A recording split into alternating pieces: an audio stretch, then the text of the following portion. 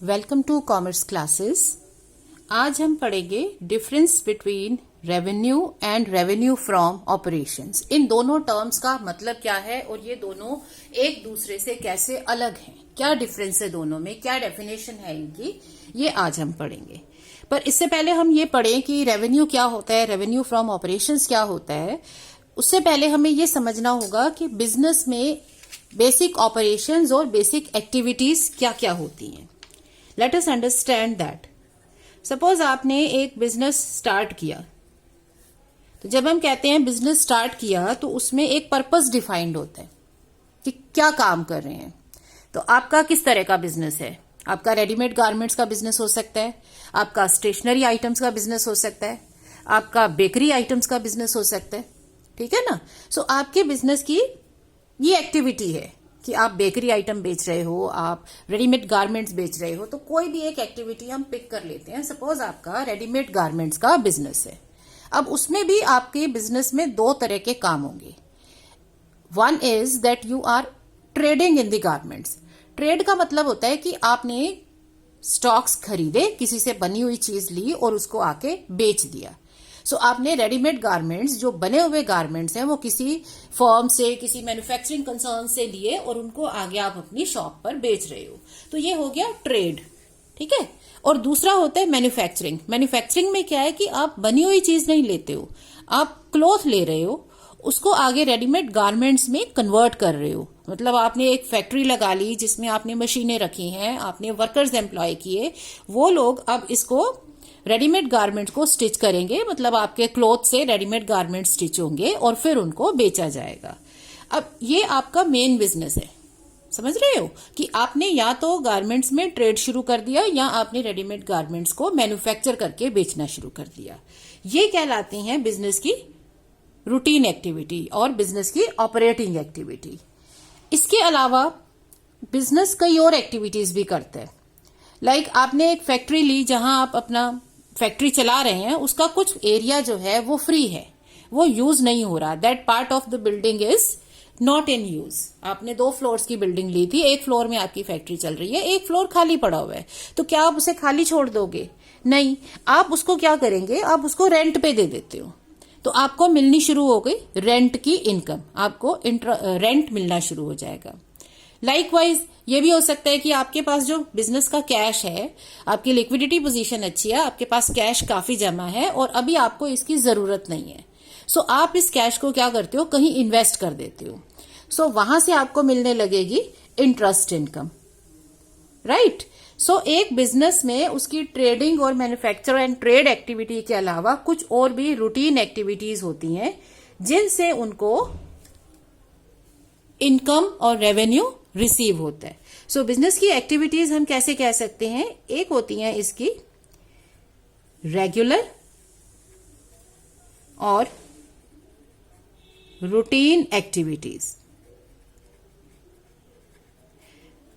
इन activities को हम activities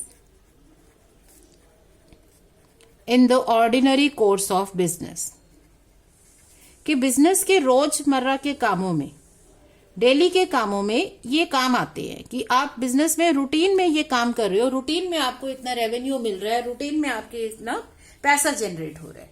so ये ऑर्डिनरी एक्टिविटीज हैं। ऑर्डिनरी एक्टिविटीज में 2 तरह की एक्टिविटीज आ जाती हैं। एक वो है जो बिजनेस के ऑपरेशन से डायरेक्टली रिलेटेड है, दैट इज ऑपरेटिंग एक्टिविटीज। जैसे अगर आपने रेडीमेड गारमेंट्स का बिजनेस शुरू किया तो रेडीमेड गारमेंट्स के सेल से जो आपको इनकम मिल रही है वो आपके ऑपरेटिंग एक्टिविटीज का पार्ट होगा, राइट। या आपने बेकरी का बिजनेस शुरू किया तो जो बेकरी का काम है वो आपका मेन ऑपरेशन है बिजनेस का, वो ऑपरेटिंग एक्टिविटी है।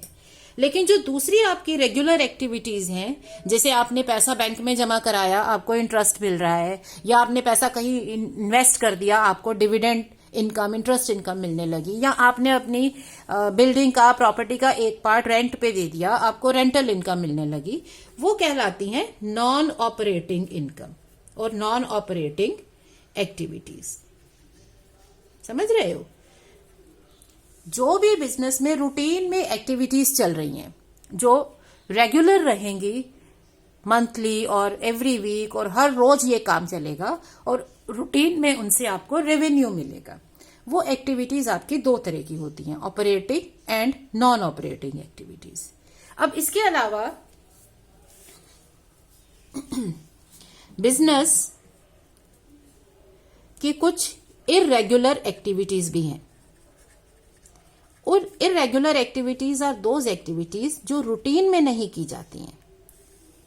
That is these are not in the ordinary course of business.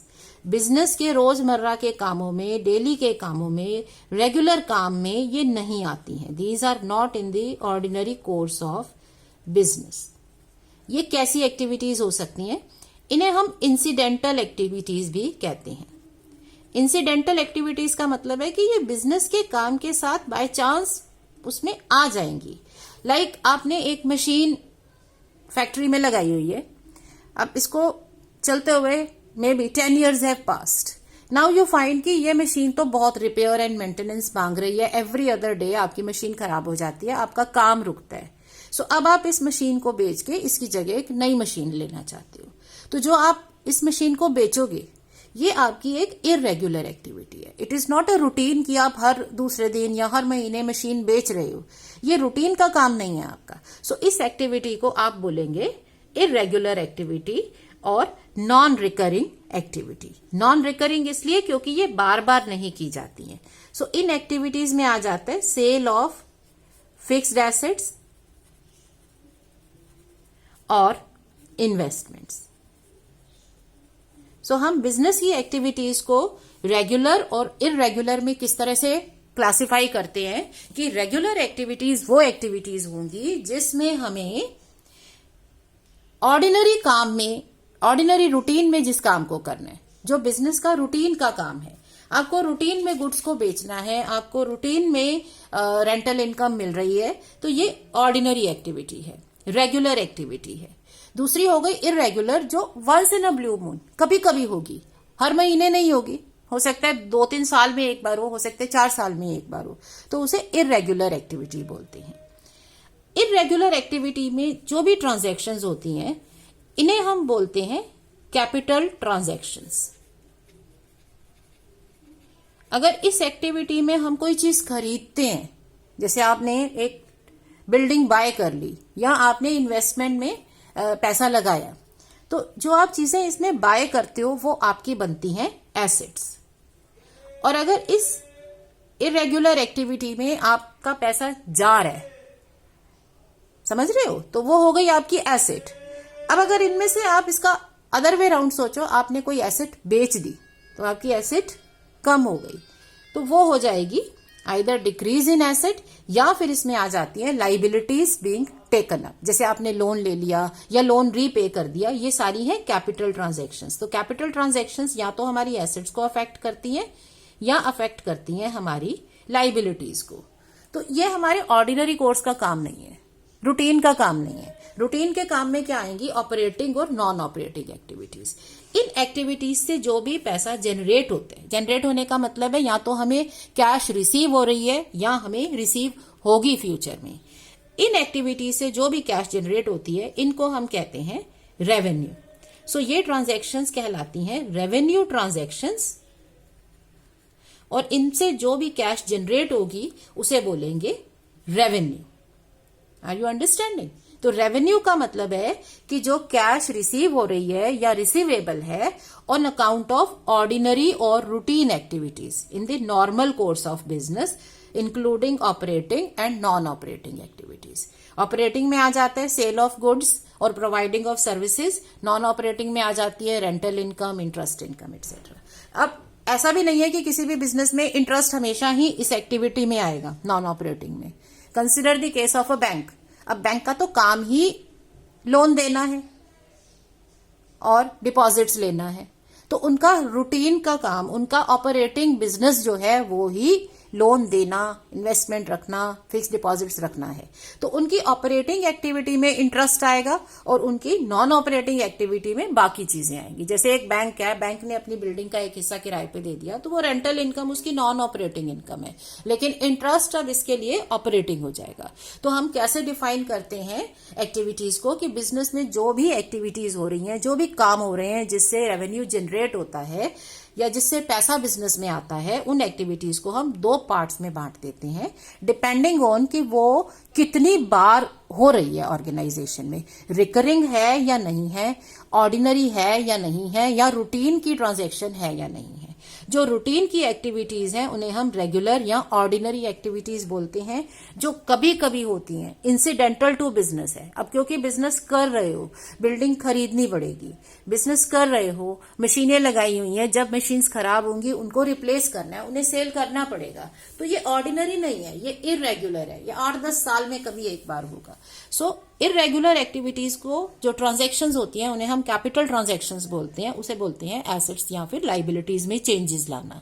Where as जो रेगुलर एक्टिविटीज हैं ये आपको रेवेन्यू देती हैं बिजनेस में। तो जितनी भी रेगुलर एक्टिविटीज हैं उनसे बिजनेस को रेवेन्यू आते हैं। तो जो सारी रेगुलर एक्टिविटीज का रेवेन्यू है उसे हम बोलते हैं रेवेन्यू एज सच। और इसमें से जो रेवेन्यू का पार्ट ऑपरेटिंग एक्टिविटीज से आएगा उसे बोलेंगे रेवेन्यू फ्रॉम ऑपरेशन। इससे एक नई टर्म भी मिलती है, जो रेवेन्यू हमें नॉन ऑपरेटिंग एक्टिविटीज से मिलता है उसे हम बोल सकते हैं revenue from non operating activities. But इसका ज्यादा यूज नहीं होता है एनालिसिस वगैरह में, सो इसलिए हम दो ही टर्म्स पढ़ते हैं, revenue that is total revenue generated in the ordinary course of business from operating activities and non operating activities, और दूसरा हम पढ़ते हैं रेवेन्यू फ्रॉम ऑपरेटिंग एक्टिविटीज। तो उसमें सिर्फ एक पार्ट आएगा। तो जो रेवेन्यू फ्रॉम ऑपरेशंस है वो एक छोटा कॉन्सेप्ट है, it's a narrow concept, it includes only operating activities, whereas the term revenue is a broader concept, इसमें सारी रूटीन की एक्टिविटीज आ जाती हैं। और ऑपरेटिंग किसी बिजनेस के लिए क्या होगा वो उसके नेचर से पता चलेगा।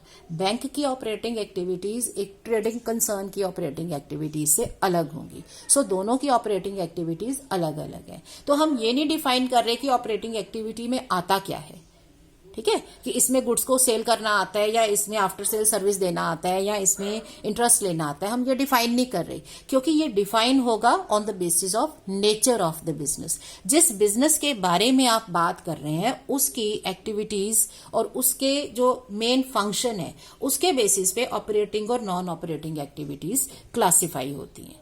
बस हमें ये ध्यान रखना है कि उस बिजनेस का ये मेन काम है। अगर वो उस बिजनेस का मेन काम है तो वो उसकी ऑपरेटिंग एक्टिविटी है। अब कोई प्रॉपर्टी डीलर है मान लो, उसका काम ही यही है कि वो प्रॉपर्टीज खरीदता है, उसके बाद वो उनको रेंट पे देता है और वो इनकम वो वाली अर्न करता है। उसे प्रॉपर्टी रखनी है और उसको रेंट पे देके वो रेंटल इनकम लेता है, यही उसका काम है।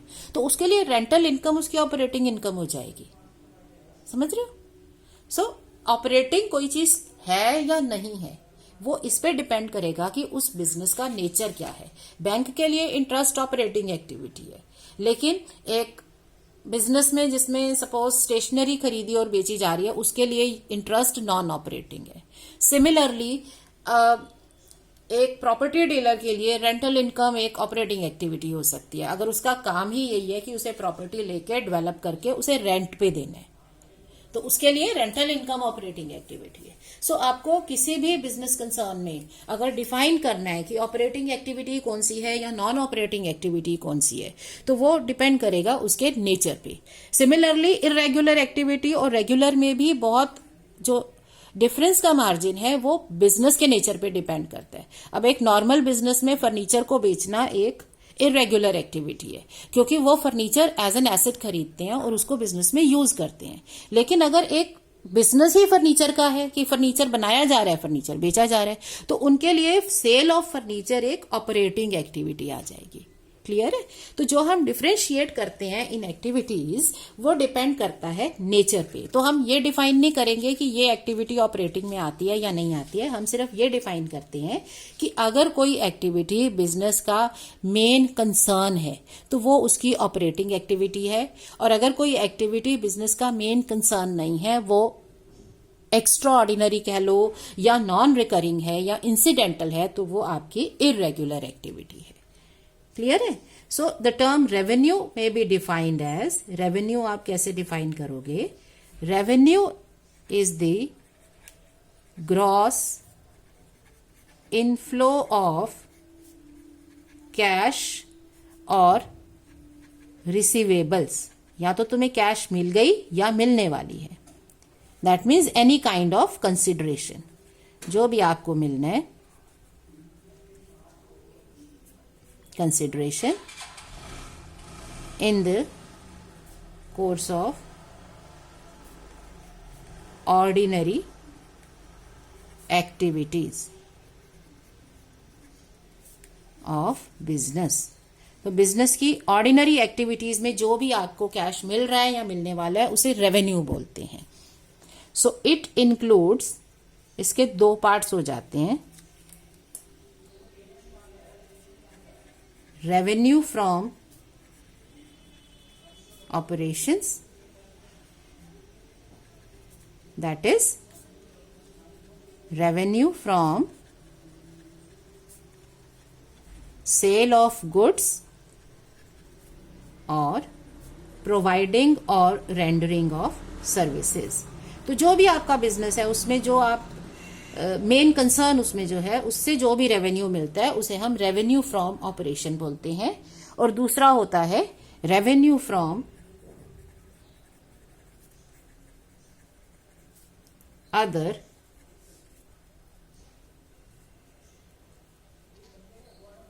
regular activities like rent, interest, dividend received, commission received। ठीक है? तो कोई भी और आपको किसी और सोर्स से अगर आपको इनकम मिल रही है, रेवेन्यू मिल रहा है, तो वो आपका हो जाएगा रेवेन्यू फ्रॉम अदर एक्टिविटीज, और सम टोटल है रेवेन्यू। तो रेवेन्यू मीन्स टोटल जितना भी ऑर्डिनरी कोर्स में बिजनेस को जो इनफ्लो आता है कैश या रिसीवेबल्स का, और इसका एक पार्ट है रेवेन्यू फ्रॉम ऑपरेशन। सो जो सेकेंड टर्म हमने ली, revenue from operations, so revenue from operations is the inflow of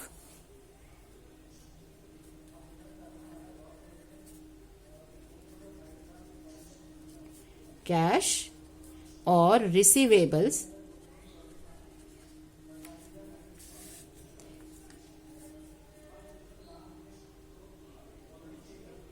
by the business enterprise